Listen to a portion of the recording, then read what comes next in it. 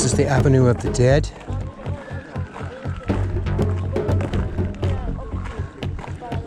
But that is a name given by later discoverers. No one really knows. I think there's just sort of a desire to have a legend attached to everything. You know, a bit of the macabre. We knew that the Aztecs, and I think the Mayas, practiced human sacrifice. So when this was discovered, first by the Aztecs and then later the Aztecs showed the Spanish. They brought them here. We're a good distance north of Mexico City and east. More east. But I think that in trying to solve the mystery of what all of this was, why it was built or who built it, to give names and assign meaning to this, that... Hola. Oh, gracias. Muy bonita. Allí me bargain because you say Oh, no puedo. No tengo dinero hoy. Poco dinero, no vale mucho. Más barato que en la tienda, mira. Yeah. Permíteme, padre. Es muy bonita, ¿verdad? $1 muy caro. No. Gracias. Well, you can imagine that the first Europeans to see such a thing as this would have been desperate to understand it. What could it mean? It was a great puzzle. It still is. Here we are, 5 centuries later, and still we don't know anything about it. We know more and more because we discover more and more as they excavate around behind. But answers are elusive. Answers come by way of legend sometimes, or by rumor. The stories that are brought by other native groups in the area, they might have some sense of what this is because their grandmothers and prior generations back 700 years, that's hard to imagine anybody passing down real information. You can imagine that many years ago, nobody cared. In fact, this place had more or less dissolved into the landscape because of blowing sand and the creep of grass had filled all of this. All of these little nooks and crannies originally were mostly, if not all, I don't know for a fact, but my understanding is that a lot of this was covered with grass. If we were to go around behind, you would see that it just dissolves back into the ground because the grass took over. Look at this. Here's a place I have never been to before. Let's go. I have seen this in pictures and videos.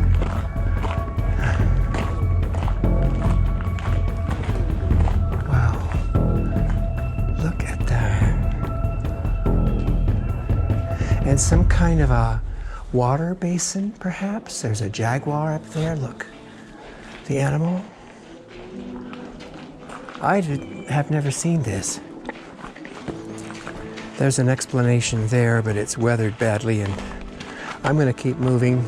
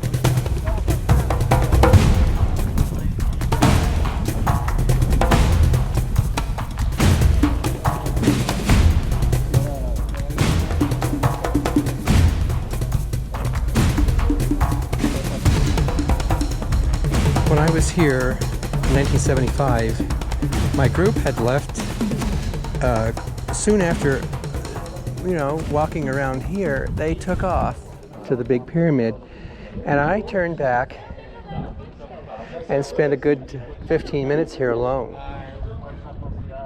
I wandered through all of this absolutely alone. I mean, it was spooky, but I couldn't pull myself away from it. I had to be here with this pyramid alone. And all of these little minor temples for 15 minutes belonged to me.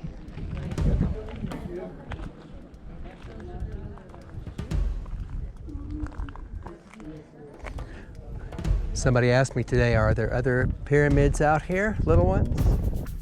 And the answer is yes. If you look, aerial views are available for the common, tourist.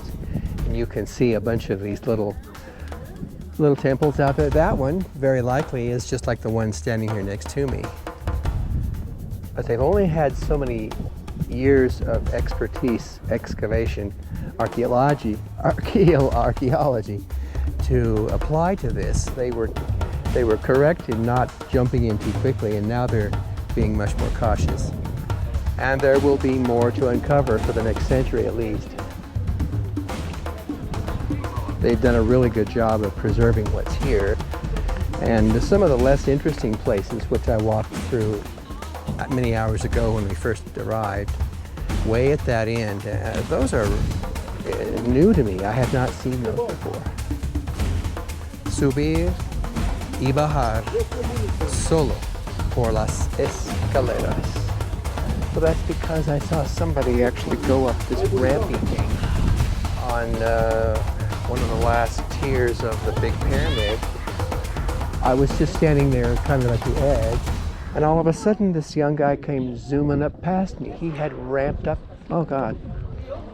I don't know. It probably wasn't as steep as that, and it wasn't very long. He had just sort of jumped off at the last minute to get around some people. Isn't that fun? I'm not going up, but look at the size of the steps. Look at the size of this. Now, when I was here in my younger years, I managed to go up this piece, but beyond there, it was sort of rubble. Now, in the meantime, they have restored a couple of tiers according to what they think it might have looked like. In some cases, it's a bit of guesswork, right? Of course. Look at this. This is the small pyramid. Well, it's the second pyramid. There's one other, a third, which I went past. And it actually is quite interesting. I need to spend some time there. We'll see if my camera's battery's still alive when I get around there. Look at that. Let's walk on down here. Each of these valleys is kind of like a gabled roof on your house. I wonder if that was built later, this kind of slurry type of. Oh my God, look up there. They're sitting on the edge. Can you see? Move a little my camera. That is fascinating. Over here is another one, and back there, the back side of this pyramid has not been uncovered yet. See a lot of this here. Now, one of my goals today was to investigate a bit closer. Ooh, there's a thing I don't want to get into. And so that's how it looks back here. Look at this strange shape. There's geometry at work here. I've always said that the pyramids of Giza were kind of boring. Sure, they're big and they're, for all their perfection of construction, they lack, I think, some of the, well, all of the character that Teotihuán has. Look at these angles and levels and squares built into the pyramid itself. I think it's just fascinating. Well, let's run over here if my camera doesn't quit on me pretty soon. I'll have to switch batteries. I brought both, but back here, and now we're against the sun. So this is probably going to look really bad. But I want to see how this looks. Now, this to my left is another temple that grew over in, what, 700 years or 1,000? They think this might go back well past 1,000 to 700, but 700 AD. But if you look here, look up there at the construction. It's just overgrown with so much stuff, and I think archaeologists have probably determined that it may be fruitless to go up in there and try to uncover any more of it. They've done well to do what they could. I was wondering if maybe, you know, I don't like to repeat things I'm not sure of, but I do kind of remember thinking that there was a veneer of something over this stone. The volcanic stone, I don't know if this is Cantera or something else, but certainly is volcanic, you can tell. But this, look, this is a kind of ancient cement, isn't it? I don't think this was put here by modern man, do you? Look at that. So that suggests to me that at one time everything might have been covered in this gray-white. Imagine this all in white. Imagine it in white or colored, painted. Wow.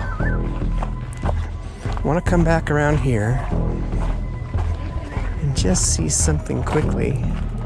See, there's more of this here. And I don't think that's repair work. That's pieces that, and who knows where all of it went. If it was that way at one time, where did it go?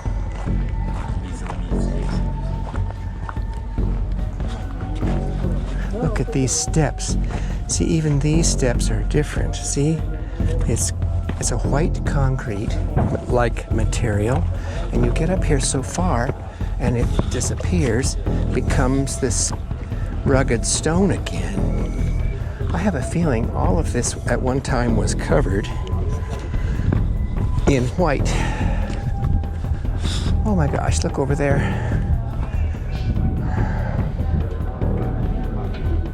Restaurants and what? Restrooms. I did not know that was there. Oh, gee. And here the steps are completely gone. Look at that. And rather than rebuild them, they put something new there. Wow. I don't know about you guys, but I am tired. I have walked 10 miles today.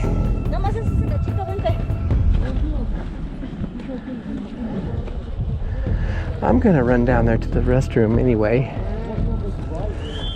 And over there.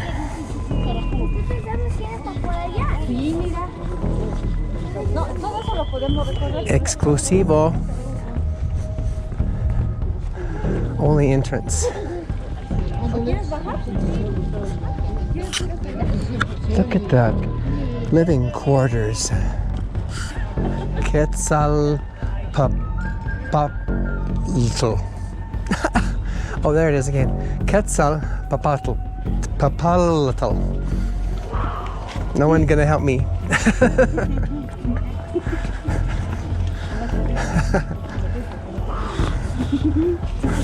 Hi. ¿Qué es eso? ¿Ah? ¿Qué es eso? Un museo. Oh, del museo.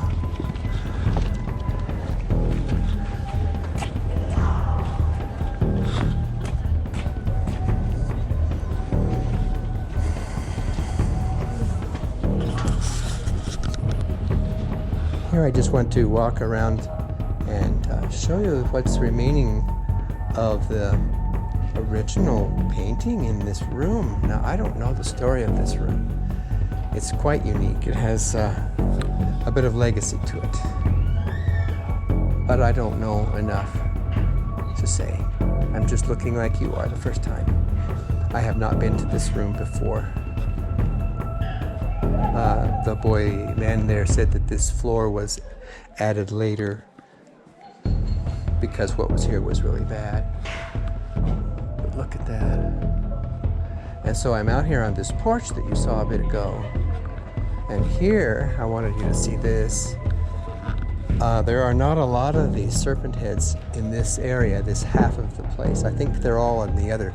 There is one pyramid to the south. We'll go there later if I have the energy. And the white, he just now told me, was the original covering. Probably the entire area was covered in that. But it was slowly destroyed by weather and grass. A mixture of, what did he say? Well, kind of a primitive cement. Look at that. That is so interesting. I'm so excited to see this. Look at that. The big serpent head. I have seen many of these, but this one is large. Okay.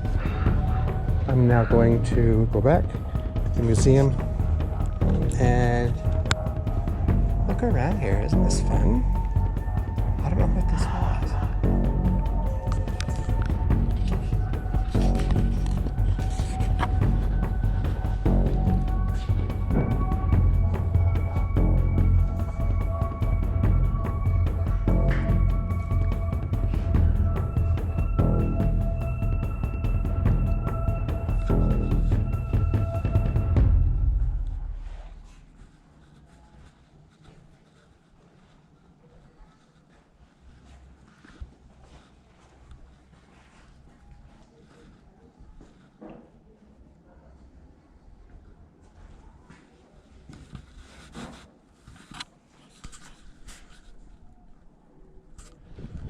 Now I need to tell you something that I did not know earlier, though I might have suspected it, as would you, but I needed to confirm it with somebody. There are very few places here in the Pyramid City where you see anything but just these round, blocky rubble of stone surface.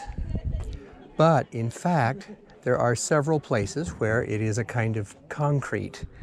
Now, I had seen this here and there and didn't give it much thought because it's kind of rare. It doesn't jump right out at you, except over there in that porch. There was a good deal of it. And I asked, and there's some there where it's quite thick.